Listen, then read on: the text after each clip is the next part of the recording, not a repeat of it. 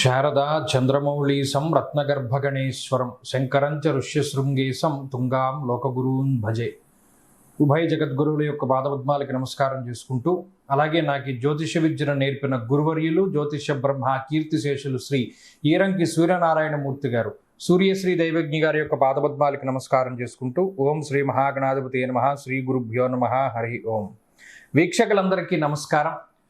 August మాసమందు ఏ విధమైనటువంటి గ్రహస్థితి ఉండబోతూ ఉన్నది, అలాగే ఆగస్టు నెలలో ఉండేటువంటి కుజగ్రహ మార్పు లేదా శనేశ్వరుని యొక్క వక్రగతి ఫలితము లేదా రవిగ్రహ మార్పు ఇత్యాది ఫలితాలు ద్వాదశ రాశుల మీద ఏ విధమైనటువంటి ప్రభావాన్ని చూపించబోతూ ఉన్నాయి, లేదా ఆ నెల రోజుల పాటు ఏ విధమైనటువంటి గ్రహస్థితి వల్ల ద్వాదశ రాశుల వారు ప్రభావాన్ని పొందబోతూ ఉన్నారు అనేటువంటి విషయాన్ని చాలా క్లుప్తంగా ఈ వీడియో ద్వారా తెలుసుకునేటువంటి ప్రయత్నం చేద్దాం. ముఖ్యంగా ఈ శాస్త్ర సంబంధమైనటువంటి విషయాన్ని అతి పురాణ గ్రంథమైనటువంటి గోచార దర్శిని వంటి ఉత్కృష్టమైనటువంటి గ్రంథం ఆధారంగా పూర్తి శాస్త్ర ప్రమాణాలతోటి ఈ విషయాలన్నింటినీ కూడా చెప్పడం జరుగుతూ ఉన్నది. ముఖ్యంగా ఈ ఆగస్టు మాసంలో ఉండేటువంటి గ్రహస్థితిని గనక గమనిస్తే, ఆగస్టు 2వ తారీఖున ఉత్తరా నక్షత్రం 2వ పాదంలోకి శుక్రుని యొక్క సంచారము జరుగుతూ ఉన్నది. అనగా శుక్రుడు తన యొక్క నీచక్షేత్రమైనటువంటి కన్యలోకి ప్రవేశం చేస్తారు ఆగస్టు 2వ తారీఖు నుండి. తదుపరి మాసం అంతా కూడా ఆయన అక్కడే సంచారం చేస్తారు. అలాగే 3వ తారీఖున మృగశిర నక్షత్రం 3వ పాదంలోకి కుజుని యొక్క సంచారం జరుగుతుంది. అనగా మిథున రాశిలోకి కుజుని యొక్క సంక్రమణం జరిగి ఆ నెలంతా కూడా కుజుడు అదే రకంగా ఆయన సంక్రమణం చేస్తూ ఉంటారు. అలాగే 18వ తారీఖున సూర్యుని యొక్క మార్పు, ఇప్పటి వరకు కర్కాటక రాశిలోకి ఆయన యొక్క సంచారం సాగింది. 18వ తారీఖున కర్కాటక సంక్రమణాన్ని వదిలిపెట్టి ఆయన సింహరాశిలోకి ఆయన యొక్క సంక్రమణాన్ని ప్రారంభం చేస్తారు. అంటే 18వ తారీఖు నుండి మాసం చివరి వరకు కూడా రవి యొక్క గమనము అనేటువంటిది సింహరాశిలోనే ఉంటుంది. ఆ తదుపరి మాసం చివరిలో 23వ తారీఖున మఖా నక్షత్రం 1వ పాదంలోకి బుధుని యొక్క సంచారం జరుగుతుంది. అంటే ఈ మాసంలో చాలా రోజుల పాటు కర్కాటక రాశి అందే సంక్రమణం చేసినటువంటి బుధ గ్రహము నెలాఖరులో 23వ తారీఖున సింహంలోకి మారుతారు. అయితే ఈ మాసంలో గురుడి యొక్క స్థితిగతులన్నీ కూడా కర్కాటక రాశిలోనే ఆయన యొక్క సంక్రమణం సాగుతూ ఉన్నది కాబట్టి ఫలితాలన్నీ కూడా అక్కడి నుండి తీసుకుంటాం. అలాగే శనేశ్వరుని యొక్క స్థితి వక్రగతిలో ఉన్నది. ఆయన మీనరాశి యందు వక్రించి సంచారం చేస్తూ ఉన్నారు. ఆ ఫలితాలను దృష్టిలో పెట్టుకోవాలి. కుంభరాశి యందు రాహు ఉన్నారు. అలాగే సింహమందు కేతుగ్రహం ఉన్నటువంటి పరిస్థితుల్లో ద్వాదశ రాశులపైన ఈ గ్రహస్థితి ఆగస్టు మాసమందు ఏ విధంగా ప్రభావాన్ని చూపించబోతూ ఉన్నది.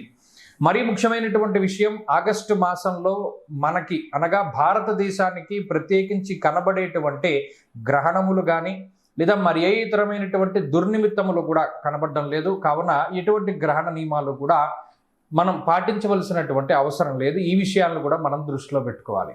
ఇక ఫలితాల విషయాన్ని మనం చూద్దాం. వృశ్చిక రాశి వారికి ఆగస్టు మాసంలో ఉండేటువంటి గ్రహస్థితిని చూస్తే అర్ధాష్టమ రాహు తన యొక్క ఫలితాన్ని వ్యతిరేకంగానే ఇస్తూ ఉన్నారు. పంచమ స్థానంలో వక్రగతి శనేశ్వరుడు, సరే ఆయన వ్యతిరేకమైన ఫలదాత. సప్తమంలో ఉన్న కుజుడు కాస్త అష్టమంలోకి వెళ్ళిపోయారు, ఆయన వ్యతిరేకమైనటువంటి ఫలితాలను ఇస్తారు.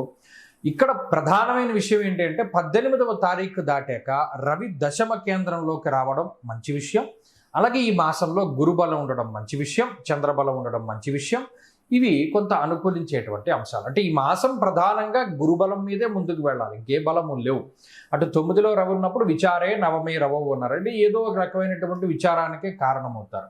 అయితే ఇక్కడ 9లో గురుగ్రహం ఉన్నప్పుడు కొంచెం అటు భాగ్యానికి సంబంధించినటువంటి విషయాలకి ఆయన కారణమవుతూ ఉంటారు. ముఖ్యంగా ఆయన 9వ స్థానంలో చాలా యోగ్యమైనటువంటి శుభ ఫలదాత. అర్ధంచ స్వకులాచార గృహలాభ సుభోజనం అన్నారు. కొన్ని మూలమైనటువంటి గ్రంథాల్లో మరొక మాట కూడా చెప్తూ ఉంటారు. అర్ఘ్యంచ ఇంకో మూలమైనటువంటి గ్రంథాల్లో భాగ్యానికి సంబంధించిన విషయాలతో పాటుగా అదృష్టాన్ని సూచించేటువంటి విషయాలు కూడా చెప్తూ ఉంటారు. సరే, ఏదైనా అదృష్టమైనా భాగ్యమైనా ఏదైనా కొంచెం ఈ అష్టమ స్థానంలోంచి నవమంలోకి వచ్చినప్పుడు అష్టమంలో చేసినటువంటి ఏదైనా మనం మంచి ఉపాసన కానీ లేదా దైవ దర్శనాలు కానీ తీర్థయాత్రలు కానీ ఇటువంటివి ఏమైనా ఉంటే ఆ ఫలితాలన్నీ 9లోకి వచ్చాక ఇస్తూ ఉంటారు గురుగ్రహం. కాబట్టి అది చాలా గొప్ప విషయము. అందువల్ల ఆర్థికాభివృద్ధి కలుగుతూ ఉంటుంది, ఐశ్వర్యం కలుగుతూ ఉంటుంది, ఇందాక చెప్పినట్టు అదృష్టం కలుగుతూ ఉంటుంది. అంతేకాకుండా అష్టమంలో కుజుడిచ్చేటువంటి దోషాన్ని కొంత గురుడు తగ్గిస్తూ ఉంటారు. అక్కడ కుజుడు ఏమిస్తారు? అష్టమ స్థానంలో స్థానభ్రంశ, ఆయన స్థాననాశం రుణచ్ఛేద అష్టమస్తే ధరాసుతే, అంటే స్థాననాశాన్ని కలిగించవచ్చు. రుణచ్ఛేద, వచ్చిన డబ్బు వచ్చినట్టు ఖర్చు చేయించేస్తాడు. పలానా వాడి దగ్గర నువ్వు అప్పు తెచ్చావు కాబట్టి వాడికి డబ్బులు కట్టాయి, లేదా పలానా వాడి దగ్గర ఇంత చేబోదులు తీసుకున్నావు కాబట్టి వాడికి ఇచ్చాయి. ఇలా వచ్చిన డబ్బు వచ్చినట్టు ఖర్చు పెట్టేస్తాడు. కానీ ఇక్కడ రూపాయి మిగలడానికి గురుడే ఉపయోగపడతారు. కాబట్టి ఈ మాసం అంతా కూడా గురుబలం మీదే వెళుతుంది. అలాగే మాసంలో 18వ తారీఖు దాటిన తర్వాత మరింతగా రవి బలం కూడా పెరుగుతుంది. కాబట్టి అటు దశమంలోకి రవిగ్రహం యొక్క సంచారం వస్తుంది. కాబట్టి ఆయన కూడా చక్కగా అర్ధసిద్ధి సదారోగ్యం బంధు సంతోషవర్ధనం అన్నారు. అంటే అటు మరలా మనకి వృద్ధిని సూచించేటువంటి విషయాలు, ఉద్యోగపరమైనటువంటి విషయాలని ఎక్కువగా రవి సూచిస్తున్నారు.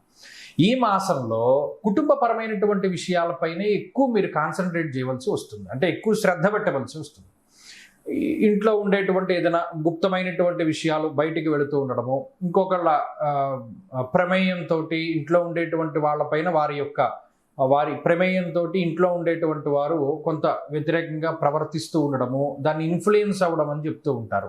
అంటే చెప్పుడు మాటలు వినడం ద్వారా మీ మీద కొంత వ్యతిరేకమైన అభిప్రాయాన్ని వారు పొందుతూ మీ కోడల్లో, కొడుకులో, లేకపోతే పిల్లలో, లేకపోతే మనవలో, లేకపోతే అల్లుల్లో, కూతుర్లో, ఎవరో భార్యతో సైతంగా ఎవరైనా సరే, భర్తతో సైతంగా ఎవరైనా సరే ఇతరుల మాట విని మీ మీద కొంత వారు వ్యతిరేకంగా మాట్లాడుతూ ఉండడం, ఇది మీరు గమనిస్తారు ఈ మాసంలో. అది ఒకటి కొంత ఇబ్బంది పెడుతుంది. అదేంటి మనం ఇంత చేశాం కదా, ఎవరో చెప్పిన మాటలు పట్టుకుని వీళ్ళు ఇలా మాట్లాడుతున్నారంటే అని ఒక్క బాధ కలుగుతుంది. అది ఒకటి మినహాయించి మిగతా ఏ విషయంలోనూ కూడా వృశ్చిక రాశి వారికి ఇబ్బందులు కలగవు.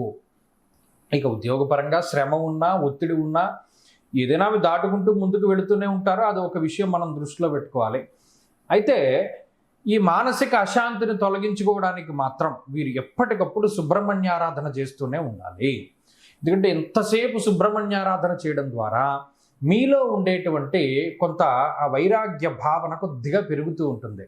అంటే ఆ జ్ఞాన స్థితి పెరుగుతూ ఉంటుంది. సుబ్రహ్మణ్యుడు జ్ఞానస్వరూపుడు కాబట్టి, అందువల్ల మన వాళ్ళే మన గురించి వ్యతిరేకంగా మాట్లాడినా కొంత దాన్ని మనం ఓవర్కమ్ చేయడానికి ఆయన ఉపయోగపడుతూ ఉంటారు.